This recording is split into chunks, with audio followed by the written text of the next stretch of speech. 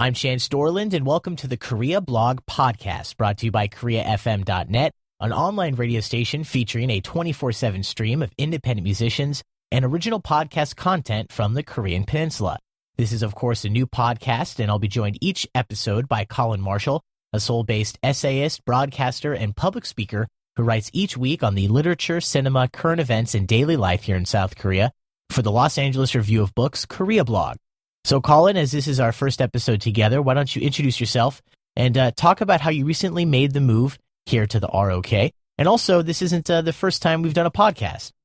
Yeah, I moved here just about 3 months ago, but I came here before last summer, when I was here recording a series of interviews for Notebook on Cities and Culture. It's a show I was doing at that time, a podcast I was doing, an interview show.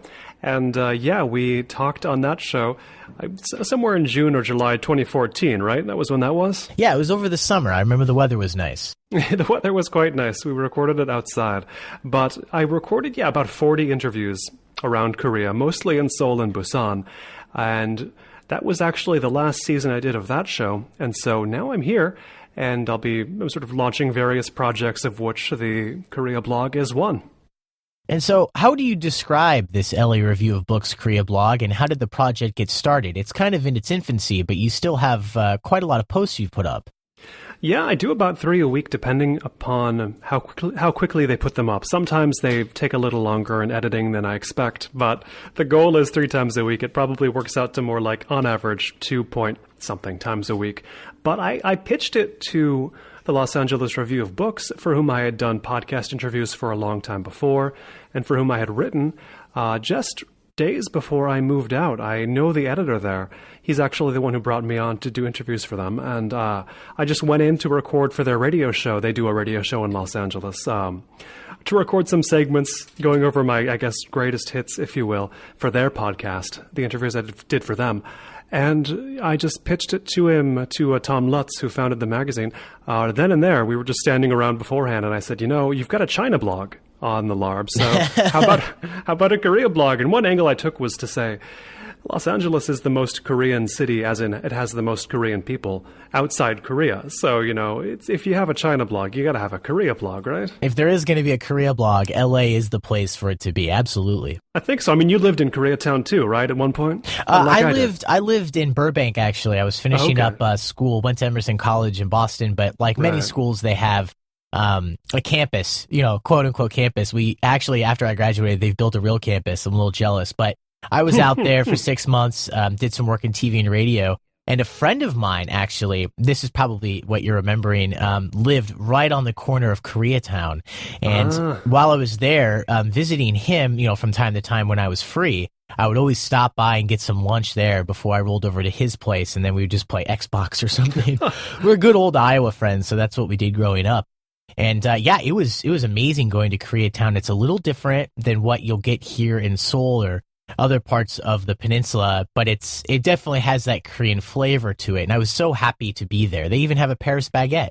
They have that. They have Tom and Tom's. They have Cafe Bene, a few of those. They have a fair few Korean chains, and everybody I talk to here who's never been to Los Angeles is surprised at that. They can't believe how many Korean businesses, especially cafes, have made their way over to Los Angeles. Well, you're a pro, Colin. That's exactly what we're talking about. Great segue.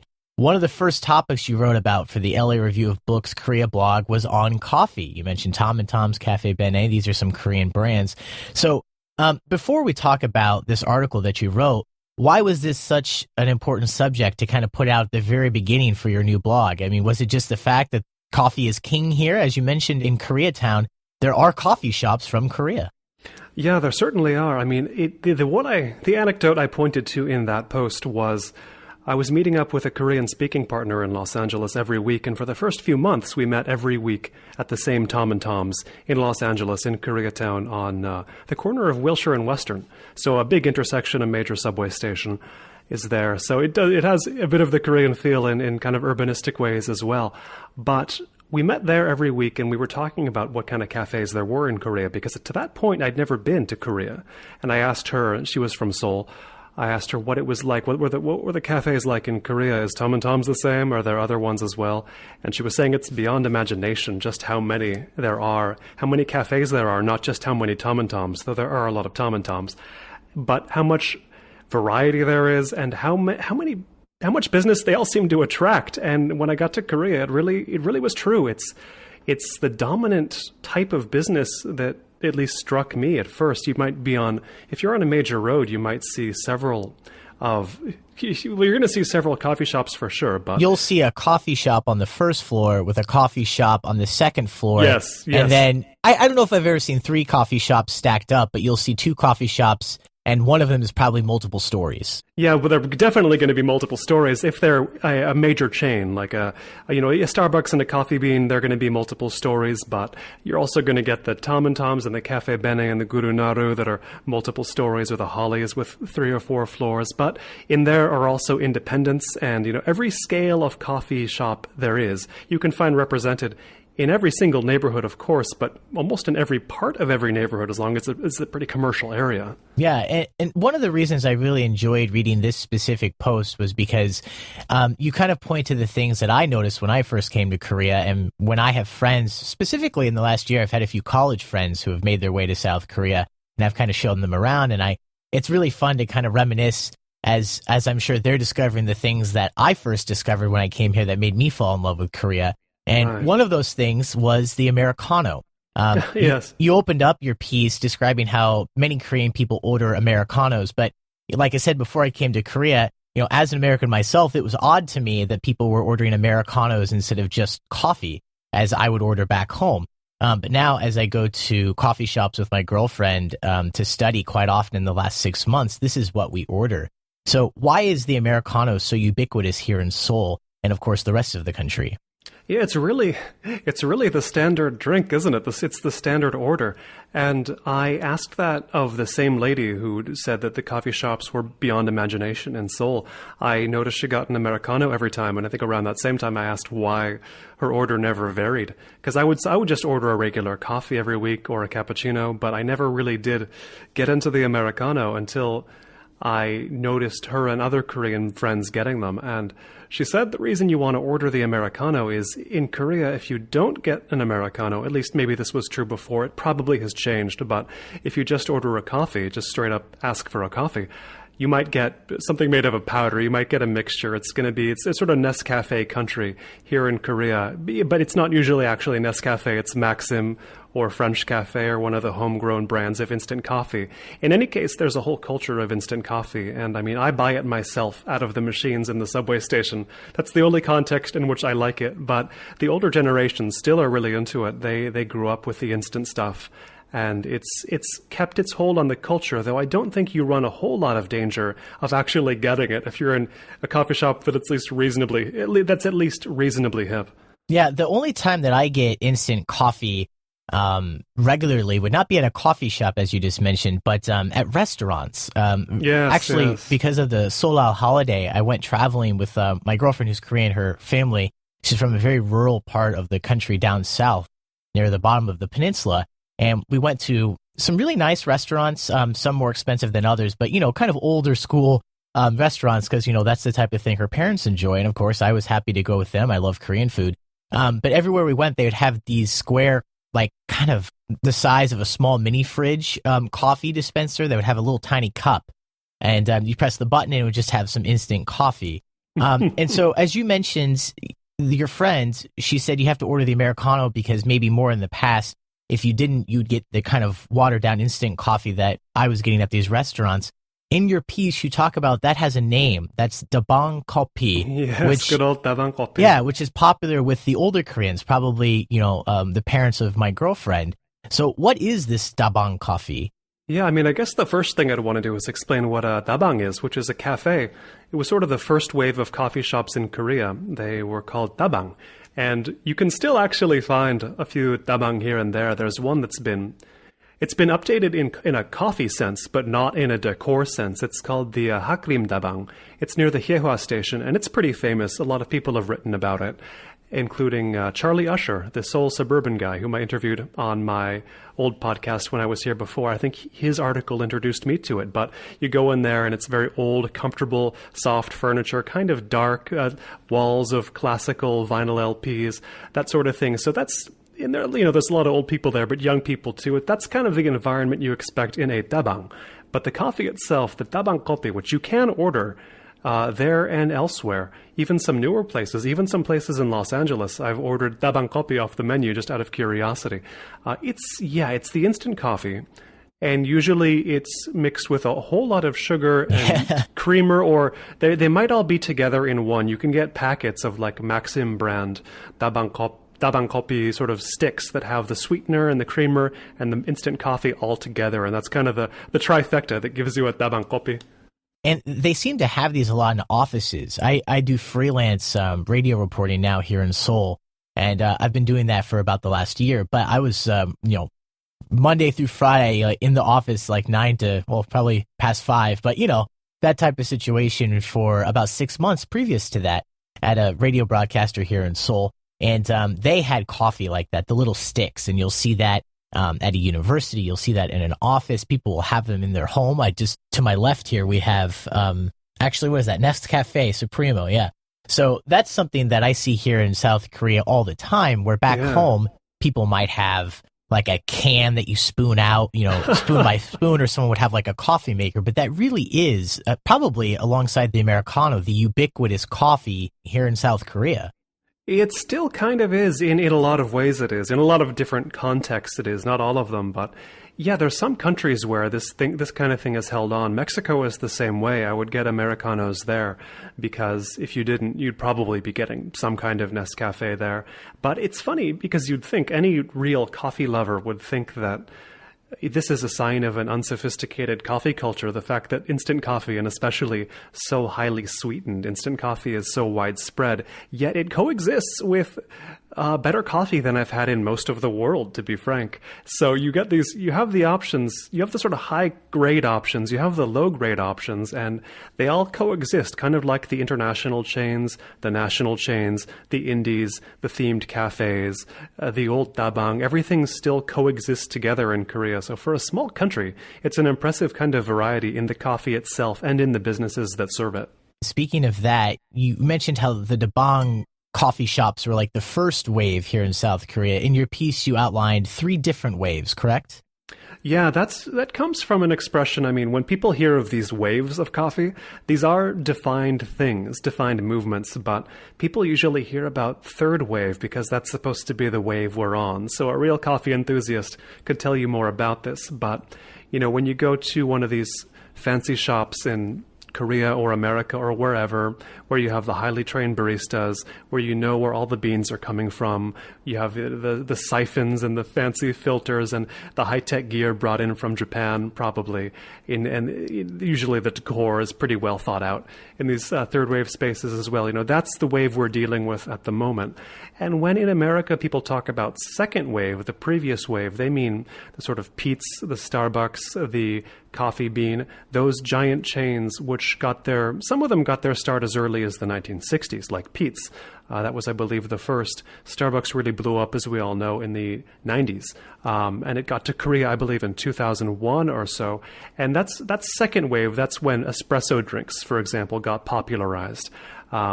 Before that, the first wave in America, anyway, was when coffee just became something people drank. And that you could probably peg the explosion of the first wave around the time that Folgers Crystals, America's beloved instant coffee, the best part of waking up, so I'm told. Really yeah, I remember that ad from when I was a child. Oh, yeah. Yeah, and the first wave of coffee in America, that was like the late 19th century through to the Second World War. It was a long wave, so the waves are getting shorter. I don't know what fourth wave is going to be, but they're getting better each time, so I look forward to it. I don't know what that would be either, because I feel like Korea's kind of already jumped the shark when it comes to coffee. But I was in HBC, which is an area west of Itaewon. It's very popular with foreigners, but a lot of American, Canadian, European, English-speaking foreigners, they also tend to live there because it's cheap, and it's had this huge explosion of coffee shops and Western food restaurants, and just everything there is hip, and it's now kind of gentrifying itself. But I have a good friend who served in the Peace Corps with me, who I kind of told to come to Korea after he finished, and we've played some music together, so we always hang out. I had there what was a cold brewed coffee, and I think this is correct. Somehow the brewing process involves nitrous oxide. It's a very different taste, and it's very smooth. Yeah, I've had that. It's there's, I believe, a form of it that just goes by Nitro coffee. Yeah, that was it. That was it. Stumptown Coffee Roasters in America, out of Portland, which just got to Los Angeles as I moved away, is a carrier of that. I had it before I left America. It was good. I think psychologically you're primed. You see this glass of dark, cool liquid, and you see it look bubbly, and you expect it's going to be a stout, that's going to be a beer. So you're not ready for what you taste, but when you acclimate yourself to it, or when I did, I mean, it was good. There's going to be some hot days this summer where I hope to get it, I think. Yeah, it was really refreshing, but the price was not so good. It was. Oh, what do they charge for one of those here in Korea? I think I paid like $6 for just a normal sized, what would have been $3 or $4 for an Americano at a Starbucks or something like that. It was not cheap, but it was good. You only live once, so you might as well try. I mean, it was a 7,000 won, something like that. Yeah, I think it was like 6,000 or 7,000 won, and I believe that was last year. So who knows where it is now? Sometimes the prices rise here in South Korea. They do, and they fluctuate between businesses pretty widely. I mean, an Americano might be, you could go down to 1,500 won if you're really going bargain basement. An Americano could also be about 6,000 won, depending on where you're going. So you can pay whatever you want to, almost. Yeah, there's these discount chains that are sort of popping up, where some of them are just a storefront and you have to get it to go, where other ones even have like multiple stories, and the coffee is still $1.50, and I think they're just hoping that you'll buy some bread or some muffins or some more expensive coffee. The cheap ones are where I like to go with my girlfriend. I guess I'm showing how cheap I am. But you've mentioned Starbucks a couple times. If not just here recently, you mentioned the first Starbucks was sometime around 2001. Is that what you said? Yeah, that's what I heard in Korea. I believe, don't quote me on the year exactly, but I think it was 2001. The first Starbucks, I know where it was. It was at Ewha Women's University, which is right next to where I live, actually. And they, I think it opened up maybe across the street or inside, something near the sort of central gorge that university has. That's sort of the building built into the ground. That's where the first Starbucks was. And when I talk to foreigners who've lived here a long time, they really do remember that as an event. It was a change in the coffee culture in Korea, but Starbucks was a change in the coffee culture everywhere. It was certainly a change in America. I mean, you can think of it in terms of before Starbucks and after Starbucks. There's two eras, and no country is quite the same in the after Starbucks era. I believe, if not another location, I've been to that Starbucks, or at least a Starbucks at Ewha Women's University. That's actually where my girlfriend is finishing up her master's. She's working on her thesis right now. So I spent plenty of hours upstairs. It's a multiple story, coffee shop, just like you'll see many places here in Seoul and the rest of the peninsula. Doing some audio editing, or actually grabbing some people on the street for some interviews, man on the street reporting that I've done a lot in the past. And I can imagine that being quite an event, because now the way Ewha works, it's kind of like tourists go there anyways just to check out the campus, let alone if it was the first Starbucks that opened here in Korea. But that, of course, was not the last Starbucks to open here. And so now Korea, I believe, is the number one. How do they measure this? Is the amount of Starbucks per people, per capita?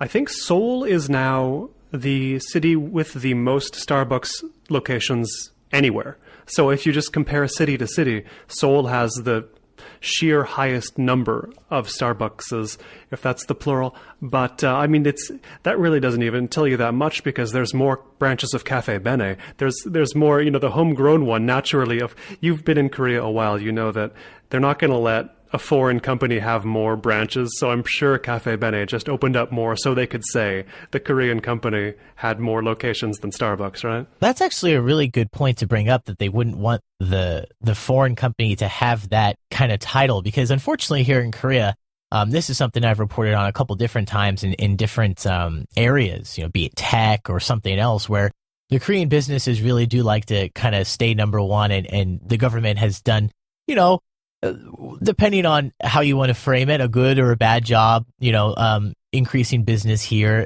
protecting South Korean businesses versus bringing in the foreign dollars. But yeah, I would say that even though there are a lot of Starbucks, there are easily more Korean coffee companies, especially once you get into the bigger names like Tom and Tom's Cafe Bene, Holly's. Right. I see a lot all over the place now, especially where I used to live in Hongdae. Right. I mean, in the independent shops, I think outnumber even the chains. It's hard to count and keep track of the indies, but there are so many. And it actually gets at something that's a real point of fascination for me in the way that cities work back in America, where I'm from, versus here or anywhere in East Asia for that matter, at least Northeast Asia.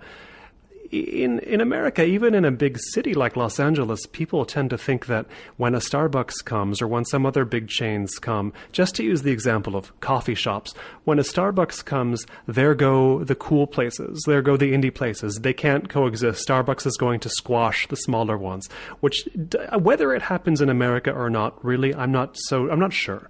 But here, that doesn't happen at all. I mean, they're cheek by jowl. As I've said before, all scales of chains, plus all sizes of indies, they're right next to each other. One didn't squash the other. They've formed their own ecosystem, and it goes to that happens in a lot of ways that Americans think about cities. It's sort of like we can have the big thing or we can have the cool thing. We can't have both. Yeah. And here they usually have both, whatever kind of thing it is. They have both plus like 3 other options. Yes, if you're going to study like I do with my girlfriend, we'll often go to a Starbucks just because they seem to have the best sit down and like large tables, and you can always plug in your laptop. But if we're going to meet some friends, we would probably go somewhere else other than Starbucks. It's, the time of the day, the situation that you want to have.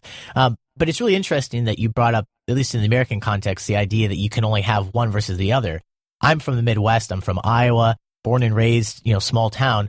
And I hear this a lot with things like Walmart, where people talk about Walmart comes in, it shuts down all the mom and pop stores. I'm sure there are places where that has happened, just like there have been places where Starbucks has come in and shut down some local coffee shops. I think this was even a storyline in South Park. Like Starbucks or another big coffee chain came in and tweaked the kid who's always drinking all the coffee. His dad had to shut down his store or something. But in some places in the Midwest, and where I'm from in Iowa specifically, outside of the Des Moines area, there really wasn't anything before some of these big stores moved in. And so I think just like there, where you can have a big Walmart or a Target that can exist next to some other shops, or move into an area where there was nothing beforehand. Absolutely right. What you just said about Seoul, you have the Starbucks, you have the Cafe Bene, the Tom and Tom's. You also have the local places that kind of look like someone ran in there with a hammer, like there's like a hole in the wall. And then also you have the places where you came and sit down and it's just $1.50 and it's very cheap. And from, my opinion, good enough to still buy. I'm no connoisseur of coffee. Despite the fact that you mentioned already that you've had some of the best coffee, I think, that you've ever had, you said, here in Seoul. It certainly beats a lot of places. I mean, a lot of countries that are known for their sophistication, they might not be their coffee itself might not be quite up to expectations. But it's true what you're saying. Yeah, there's so many kinds of coffee shops here that each one suits a different situation you might have in your life. Today I just discovered a new coffee shop. A friend took me to it over by the Jonggak station, which it seems very optimized for studying. There's books everywhere. There's a computer you can print things out on. Oh wow, I haven't seen that. Yeah, I believe it's called It's got a strange English name, Calcom, Calcomm, but it's been around since the 90s, if you can believe that. and nothing's been around since the 90s in Seoul, it seems like. You oh my gosh, you go to something that's like really nice and really popular, and if you look on the menu or something, it'll say founded 2014, 2015. Everything changes on a dime. It certainly does, and I do find here that I did this in Los Angeles too, but here more than anything, I can take into mind several different factors of what I want in my coffee shop that day, and one will match it perfectly. I mean, there's a a Singapore toast cafe that I use as my regular sort of working on writing or whatever coffee shop, right by Ewha University, as I say, where I live. But, there's a cafe I like to go to near Seoul Station, where I'll be starting a meetup soon of foreign Korean speakers. Or there's another one. There's in Hongdae, as you mentioned, a neighborhood you once lived in. There's several that I go to, but for different reasons. Whether I might want beer as my second drink. There's one I go to for that, or whether I want a Viennese type of coffee. There's one that specializes in that. Or if I know I want to stay for more than 5 hours, there's some that don't care if I do that. None of them really care that much about that, but they're very like any ecosystem. Like any rich ecosystem, there's a lot of different species, each of which is highly specialized, if that makes sense. And I think one reason that they can be so specialized, why you can have so many options, is because, at least compared to what my life was like when I lived in Iowa, or when I went to school in Boston, or where I lived in Los Angeles and New York for a short amount of time before leaving the country and coming here to Korea, coffee shops have a little different purpose here than they do in those situations. At least, once again, in my experience, when I lived in Hongdae for about a year and a half, I lived in a goshiwon, which is basically a janitor's closet apartment. I mean, that is Spartan living. Oh yeah, it was nice. It was cheap. Right side of my room was my bed. Left side of the room was my desk. And when I opened the door, I hit my chair to my desk. And so to not go crazy, to make sure that I would live through that experience, I spent a lot of time in coffee shops. I mean, and when I mean a lot of time, I mean a lot of time. I slept in my goshiwon. I tried not to live there for obvious reasons. And I've actually done a report on this for a broadcaster here in the city. There was some report that came out in like the last year and a half. This might have been some while ago. Something like some absurd amounts of some ridiculously high percentage of Koreans admitted in a survey that they just go to coffee shops without buying anything. And I did some street interviews, man on the street interviews, like, what do you think about this? And it was really funny because I was like, well, screw Koreans. I mean, this is me. This is my life. I mean, I would buy a coffee every once in a while, but I would be there for so long. I wasn't buying something every couple of hours. So I want to tie this in with the quality and the price of coffee. You've already made the case that you've found excellent quality and excellent variety here in Seoul, but we've kind of already mentioned as well, the price is often not that good. But when I did this report, the kind of end result, the general feeling that I was trying to convey was just that, yes, it's expensive, but you get a lot for buying that $5 cup of coffee, $6 cup of coffee. You can stay at the coffee shop for like 8 hours. And they're often very comfortable to stay at. I mean, sure, I don't think I've ever gone to a coffee shop specifically just because I needed, well, it's happened, but I've never sat in a coffee shop because I just needed a cup of coffee. I always have something else I need to do, or I have some extra time that I can use working on something or reading or studying. Studying of the Korean language absorbs a lot of time, as you know. So the coffee shops help provide a variety of environments for that. I mean, you don't really want to stay at home and do these things. I didn't want to stay at home and do these things in America when there were lots of places I could go, but here there are even more. And it ties in with something else I wrote about on the Korea blog, which was the sort of verticality of Seoul, which sounds like kind of a simple point to make because you look at any major city and they're covered in high rises, but Seoul to a greater extent than most in if you compare to America, of course. But it's the three-dimensionality of the city means you're often working with a smaller space that you're living in, but the nice part of it is that there's a lot of other not very large spaces you can make use of to live the other parts of your life in, all scattered across the city. And one thing that I exactly agree with you. I think Seoul does the high rises a little differently than other places.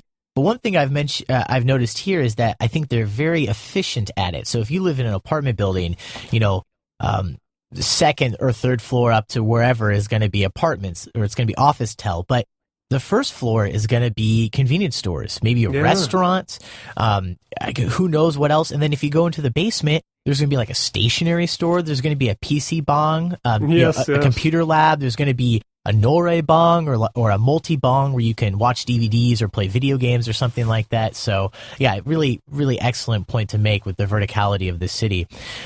Colin, it's been great talking with you, but I think we're going to wrap it up here for the first episode of KoreaFM.net's new podcast, the Korea blog, hosted by myself, Chance Dorland, and of course, Colin Marshall. a Seoul-based essayist, broadcaster, and public speaker who, of course, writes each week on literature, cinema, and current events, as well as daily life here in South Korea for the Los Angeles Review of Books. And his blog, very good name, is called The Korea Blog. So, Colin, great to speak with you, and we'll talk again soon. Looking forward to it. Thank you.